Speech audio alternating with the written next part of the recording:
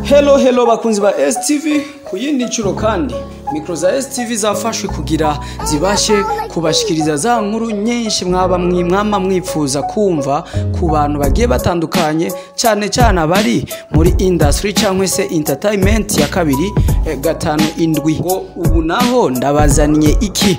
ni nkuru kumbure mumaze kubona ku mbuga zimwe na ziri ariko ndizira ko atari imbuga nyinshi kuko abamaze kubimenya cyangwa kubishira habona si benshi cyane ariko natwe tuvuga ati ko tumaze kuronka umucyo utari mukeya reka tugira icyo dushikirije abakunzi bacu ndetse n'abakunzi ba kabiri gatanu indwi ngo ni nkuru nyabakirero ni Isaac kuva muri Isaac TV akaba ariwe CEO wa Isaac TV yakoze byinshi muri industry yakoze byinshi mu gufasha no mu gukora cyane kugira we ubwiwe yiteza imbere no guteza imbere abandi ni benshi ku bantu mumukurikirana turazi ko akurikiranwa cyane ariko kandi turazi neza ko abamukurikirana bamukurikirana bihagije ku buryo nuwo bibutsa tumwe mu dukuru twinyuma mushobora kutwibuka tuyibuka azanye umuhungu nk'umumenyesha makuru wiwe ariwe Starboy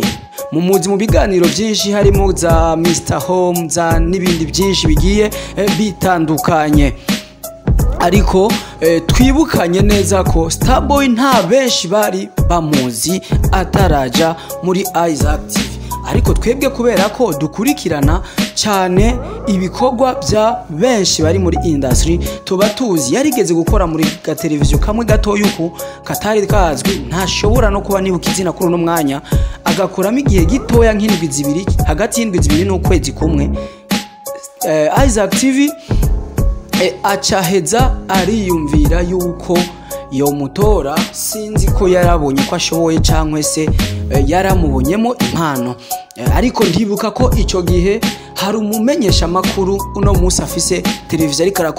ariko arakorera ko ariwe Isaac TV yari yashimye yari karanamurondera cyane muri icyo gihe ariko ntibumvikana cyangwa se ntibahuza niho yacavuga ati reka nikore kuri Starboy ibiganiro byabaye byiza cyane kuko nta na rimwe twari bwigere twumva yidoze Starboy cyangwa se na Isaac ubwiwe yidoga ko adakora cyangwa bimeze gute ariko tubamenyeshe ko gushika kuri uno mwanya atari igihindutse Starboy ntakibarizwa muri Isaac TV ndabisubiyemo neza sinavuze ko yirukanywe cyangwa se yavuyemo ariko kubwiwe we ntiyemera ko akiri muri Isaac TV ariko none tuce dukora iki reka tubanze tubahize inkuru nkeya hama izindi tuzitohoze neza duciye kuri Starboy nyene ndetse no kuri Isaac TV tumenye mbega bafiki ariko tubanze twibutsanye gatoya ko tutari tumuzi Starboy tukaba twagiye kumumenya cyane kubaho agiriye muri Isaac TV tubanze turabe ubumaro bwa bamwe nabariya je kubganje mbona yuko bose bagiriraniye akamaro kuko no mwanya intambwe Starboy yageze ko Isaac TV ibifisemwo uruhara runini cyane CEO wayo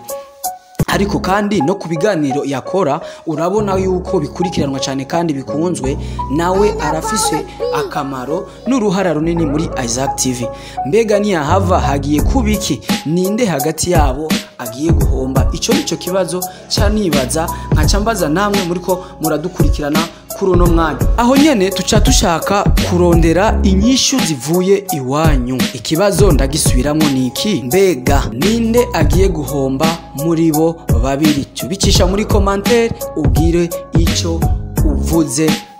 kukungene wewe ubibona hagati yabo ninde agiye guhomba ariko kandi tuca tugaruka tukabazanya tukibaza twese mbega bapfuye iki hari amakuru tumaze kumva ariko ruracyari urunwa y'ivyo bapfuye ariko ico nemeza